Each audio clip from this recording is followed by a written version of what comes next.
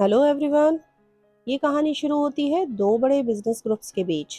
एक है max group जिसका चेयरमैन है सुयू, और दूसरा है गो ग्रुप जिसकी बेटी है गु मानमान। और इनकी फैमिलीज ने 20 साल पहले ही इन दोनों की शादी तय कर दी थी।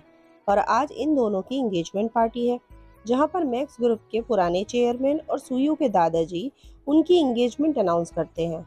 मगर पार्टी में सुयू ये कहकर गु मानमान से एंगेजमेंट तोड़ देता है कि वो सिर्फ कंपनी की सीक्रेट जानने के लिए ही उससे शादी कर रही है, जिस पर गोमान मान एंगेजमेंट रिंग को फेंक देती है और उनकी एंगेजमेंट के पोस्टपोन होने की न्यूज़ सब जगह छा जाती है। और इसके बाद से गुमान मान अचानक से गायब हो जाती है, जो 5 महीने बीत जाने पर भी नहीं मिलती। आगे दिखाते हैं कि सुयू का मैनेजर लू दाओ दादाजी से कहता है कि पिछले 6 महीने से आपकी तबीयत कुछ ज़्यादा ही खराब हो गई है। तभी सुयू आता है और दादाजी से कहता है कि दादाजी सर्जरी के लिए मान भी जाइए ना। तो दादाजी कहते हैं कि जब तक मान मान को ढूंढ कर नहीं लाओगे मैं सर्जरी नहीं कराऊंगा। और सुयो एंगेजमेंट वाले दिन की बात को सोचता है, जब मान मान ने उससे पूछा था कि अगर मैं कभी गायब हो गई तो क्या तुम मुझे ढूंढने आओगे। और सुयो सोचता है कि दादाजी के लिए मुझे ये बेमतलब की एंगेजमेंट करनी पड़ेगी और इसके लिए मुझे मान मान को भी ढूंढना शुरू करना पड़ेगा। अब आगे आते हैं कहानी के दूसरे कैरेक्टर्स पर। ये है शाओमे, जो कि दिखने में बिल्कुल मान मान जैसी है, मगर काम करती है मैक्स ग्रुप के ही एक रेस्टोरेंट में। और वहाँ इसे कुछ ज़्यादा ही बुली किया जाता है। यह है इसका सौतेला भाई, जो कि शाओमी की सारी चीज़ें हड़पता रहता है। और ये है शाओमी की सौतेली माँ, जो सिर्फ शाओमी को इसलिए पाल रही है क्योंकि शाओमी ही घर में पैसे कमा कर लाती है। दरअसल शाओमी को इस फैमिली ने गोद लिया था। शुरू से ही उसकी मॉम उसको पसंद नहीं करती थी। फादर ही थे जो थोड़ा सा प्यार करते थे, मगर अब वो भी इस दुनिया में नहीं रहे। अब आते हैं कहानी के दूसरे कैरेक्टर्स पर। ये है लुलू, जो शाओमी के साथ वेट्रेस है और मैनेजर के साथ उसका अफेयर चल रहा है, जिसके दम पर वो सब पर हुक्म चलाती है। एक वेटर शाओमी से कहता है कि तुम हमारे रेस्टोरेंट की सबसे प्रिटी लड़की हो। ये बात लुलू को हजम नहीं होती, और जब शाओमी पोछा लगा रही थी तब लुलू वहां और कूड़ा फैला देती है। शाओमी उसको साफ करने लगती है, तभी लुलू उसके ऊपर कोल्ड ड्रिंक गिरा देती है और वहां से जाने लगती है। तो शाओमी कहती है कि तुमने क्यों किया। तो लुलू कहती है कि तुम्हें क्या लगता है सब तुम्हें पसंद करते हैं, मैं तो तुम्हें पसंद नहीं करती, मेरे सामने से तो चली ही जाओ। शाओमी कहती है पर क्यों, मैंने क्या किया है। तो लुलू कहती है अब बहस भी करोगी, मेरा बॉयफ्रेंड यहाँ का मैनेजर है, निकलवा दूंगी 2 मिनट में। तभी उसका हेड आकर उससे कहता है कि शाओमी आखिर तुम्हारी परेशानी क्या है, तुम अभी तो आई हो यहाँ पर और पुराने एम्प्लॉयज से पहले से ही पहले बहस करने लग गई।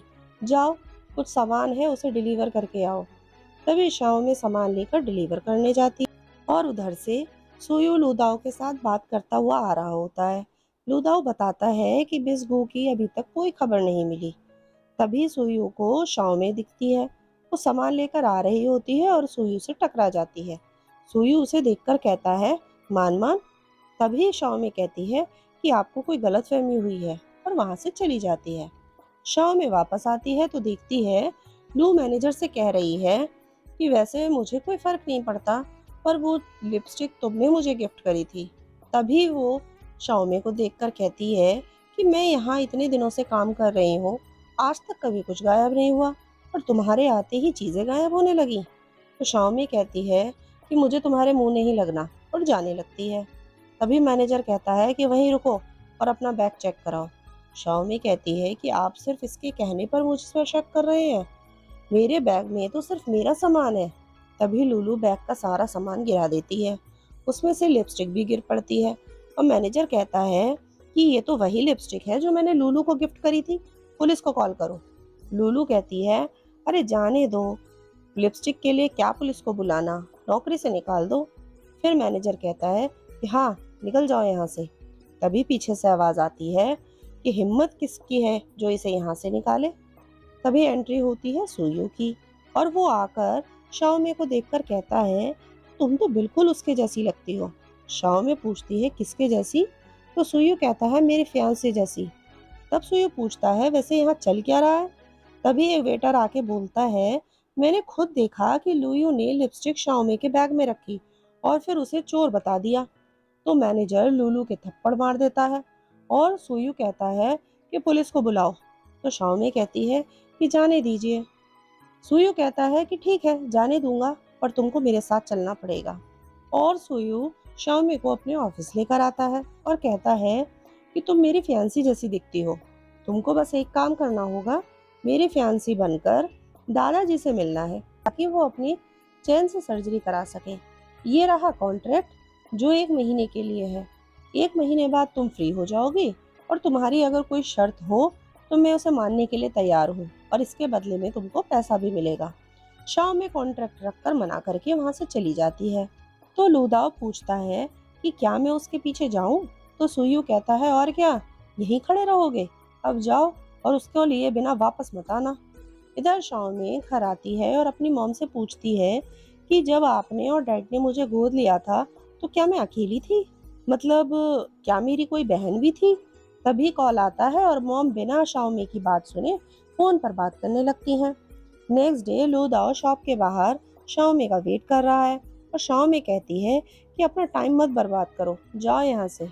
शाओमी घर आती है तो मॉम कहती है कि जाकर खाना बनाओ, तुम्हारा भाई भूखा बैठा है। तो शाओमी कहती है ये इतना बड़ा हो गया है, क्या खुद भी खाना नहीं बना सकता? तो मॉम कहती है इस दिन के लिए तुमको गोद लिया था कि ना तो घर का काम करती हो और तो और अब नौकरी भी छोड़ दी। और ये सुनकर शाओमी अपने रूम में चली जाती है और अपने डैड के साथ में बिताए हुए समय को याद करती है और फोन में उनकी तस्वीर देखती है। आगे दिखाते हैं कि नीचे से कोई आवाज आती है कि हमारे पैसे वापस करो। मॉम को कुछ सूझता नहीं तो वो शाओमी के रूम में आती हैं और कहती हैं क्यों ना हम इस घर को बेच दें, किसी छोटी जगह पर चले जाएंगे। शाओमी कहती है कि नहीं, ये घर डैड ने हमारे लिए छोड़ा था। तो मॉम कहती है तो तुम क्या चाहती हो, मैं जेल में चली जाऊं? शाओमी कहती है मतलब? तो मॉम कहती है मैंने कुछ पैसा उधार लेकर फ्यूचर ऑनलाइन में इन्वेस्ट किया था और सारा पैसा डूब गया। शाओमी पूछती है कि कितना पैसा था? तो मॉम कहती है 30 लाख। शाओमी कहती है इतना पैसा? आप मेरे रूम से चले जाओ, मेरे पास कोई पैसा नहीं है देने के लिए। तो मॉम गुस्सा होकर डैड की फोटो और शाओमी का फोन दोनों फेंक कर तोड़ देती हैं और रूम से चली जाती है। शाओमी फोटो और फोन को उठाकर रोने लगती है। घर के बाहर एक गाड़ी में लूदाओ और उसके आदमी उसका वेट कर रहे हैं और शाओमी आकर कहती है कि मैं तुम्हारे साथ चलूंगी। और फिर सुइयो के पास लूदाओ का कॉल आता है। वो बताता है कि शाओमी उनके साथ है और पूछता है कि उनको आपके पास लाऊं क्या? तो सुयू कहता है कि नहीं, कल को सही से तैयार करके दादाजी के पास लेके आना, बिल्कुल घूमान मान लगनी चाहिए। लूदाओ कहता है कि शाओमी आपसे बात करना चाहती हैं। शाओमी कहती है मैं तुम्हारा काम करूंगी पर तुमको भी मेरी कुछ शर्तें माननी होंगी। तो सुयू कहता है कि ठीक है, पर किसी को पता नहीं चलना चाहिए कि तुम नकली मान हो, वरना तुमको कंपनसेशन देना होगा। फिर शाओमी को एक शोरूम में लेकर जाते हैं और जहां पर उसका मेकओवर किया जाता है। और इसी के साथ में ये एपिसोड यहीं खत्म होता है। मिलते हैं अगली वीडियो में, तब तक के लिए गुड बाय।